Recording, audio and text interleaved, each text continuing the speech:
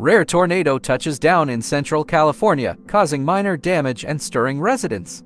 Confirmed tornado strikes north of Fresno in Madera County, California, amid major winter storm, causing tree damage and minor harm to an elementary school. No injuries reported.